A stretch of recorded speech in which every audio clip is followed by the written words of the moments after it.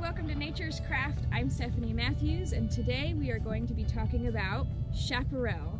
I'm here in Quartzsite, Arizona, where there is plenty of chaparral, along with mesquite and palo verde, which we're not going to talk about today.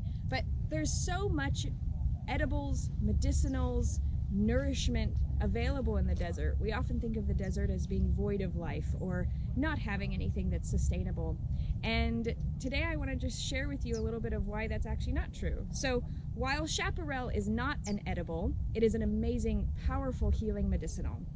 So the great things about chaparral is it can be used both topically and internally. I actually have a little bit of vodka here, and we're going to make a tincture in a little bit, but I want to talk first about what this plant can do for you.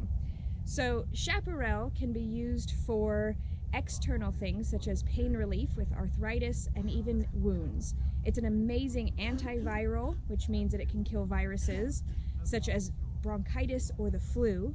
It's an amazing antibacterial, so it can kill things like staph infections or infected wounds. And it can also be an amazing thing for, let's see, we've got pain relief with arthritis, we've got, I lost my train of thought. Oh, okay, and the other aspect is it can be great for gut, healing the gut. So this is not going to be so much gut healing as far as good bacteria. This is going to be if you ate or drank something that has protozoa in it. In other words, food poisoning. Chaparral would be an amazing remedy if you were to get food poisoning. So all of the things that I've mentioned as far as the flu or pain relief or first aid, these are all things that are short time uses, and chaparral is definitely that. It is a very strong medicinal that you just use for a very short time, a few days at most. It is so strong, in fact, that the body can actually get injured. The kidneys and the liver have a hard time processing those over a long-term period. So while some people promote it for weight loss and things like that, I would stay away from any long-term use. But to get in fast and heal quickly, chaparral is definitely something that I would trust and use. So how would you take it if you had food poisoning? So now we're getting into dosages. And dosages are kind of a tricky thing, especially taken internally. But if it was me, or my children, or even Travis for that fact, I would make a tincture out of it.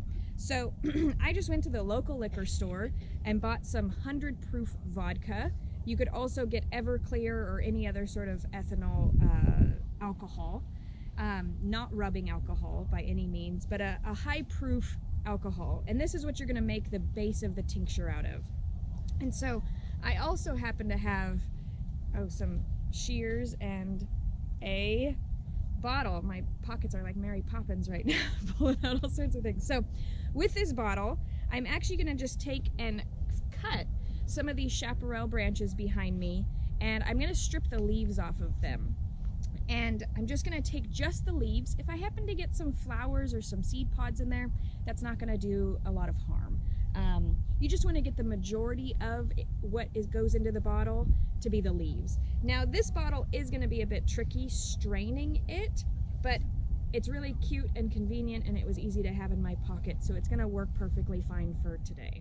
I've clipped a few of these pieces of chaparral off, and I'm just simply plucking the leaves off and placing them into the container. I want to fill this whole container filled with leaves, and then I'm going to cover the leaves with the vodka. And so Travis had asked, what would I do if there was food poisoning, if somebody that we knew or in our family? And I would take this tincture and give them 1 to 3 drops 3 times a day. So a tincture is best when taking chaparral internally, especially for children. Adults, you could make a very mild tea out of it, but with it being such a strong medicinal and it being a little bit more difficult on the kidneys and the liver, you want to be really conservative about how you take chaparral internally. Externally, if for wounds or arthritis or pain, there's not such a big concern. You can make a really strong concoction or decoction, which is a very strong tea, which you would really just fill up a pot with chaparral. It's so abundant.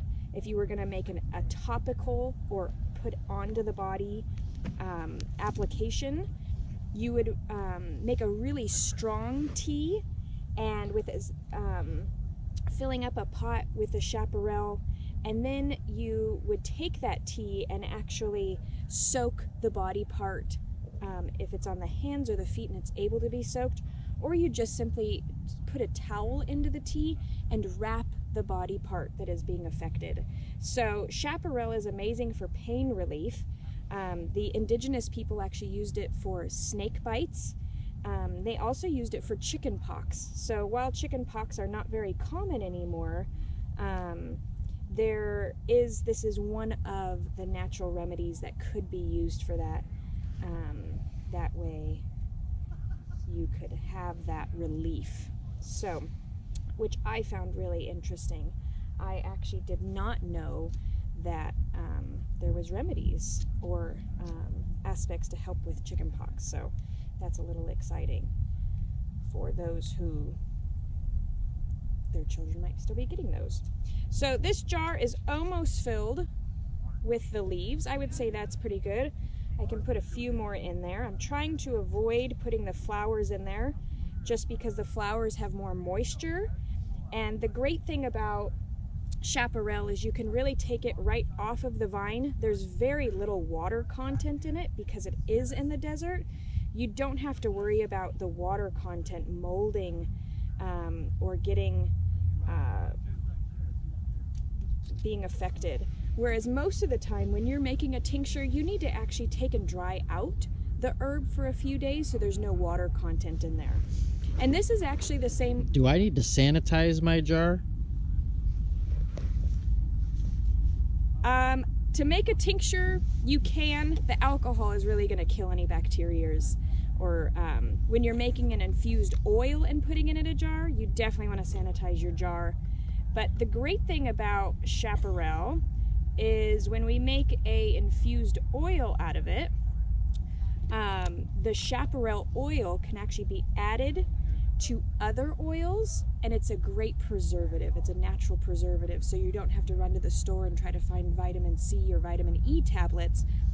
You can really use something that nature provides. So this is, let me get my little cork in there so I can shake it up. So this is our chaparral tincture, and this is something, if I can do this sitting right next to the tree in the wild, I know that you can do this as well. So if you'd like some of your own chaparral delivered right to your home, a smudge stick and a tincture, make sure to go to our Patreon page and sign up for a nature craft box. So already, I'm like amazed right now. Already, this is becoming infused. This liquid is green already. So a tincture, you want to keep the leaves inside of this vodka or whatever base you use for your tincture. You want to keep it in here for 2 weeks, shaking often, okay? Keep it in somewhere where it's not going to be in direct sunlight. Keeping it on the windowsill, no good. Under the kitchen sink, great place for it. Making sure that it's out of direct sunlight, shaking it every day for 2 weeks, and you will have an amazing chaparral tincture. And as Travis asked earlier, what would I do if my family got food poisoning? I would just take 1 drop of this after it's ready, simply putting it under their tongue, having them down a big glass of water because it's going to have quite a pungent taste, and this is going to actually kill the protozoa in their gut. And tincture amazingly can be used on wounds. Yeah, that's going to burn. It's not going to feel the greatest, but it's going to kill things like staph infection or other things. Woo! Hey, puppers. I hope after today's video you have a little bit more understanding of the uses and the amazing benefits of chaparral and how easy wild edibles and medicinals are to be able to be incorporated into your life. And I didn't get to talk much about it, but I'm going to grab it real fast. is the smudge stick that I made. So what is smudging? Smudging is a way of clearing the energy and the surrounding environment with plants. Most people smudge with sage, but you can actually make smudge sticks out of so many different plant bases, and they all have a different characteristic. So when you're smudging with Chaparrall, you're going to be creating a sense of security and a sense of clarity, and it actually smells like fresh water, fresh rainwater, and it's such a clarifying smudge plant. And also the more esoteric or spiritual practices create extrasensory perception. So if you are preparing to do some meditation, or you practice Reiki, or you're a massage therapist, or you're clearing space so that you can have a heightened awareness of what is going on while working with somebody else, I highly suggest Chaparrall for that, to really create that space for you and your client. So here's Chaparrall, just a couple of uses, and we are so grateful to be able to share these with you today, from the wild into your TV. Have a blessed and beautiful day. I'm Stephanie Matthews with Nature's Craft Box.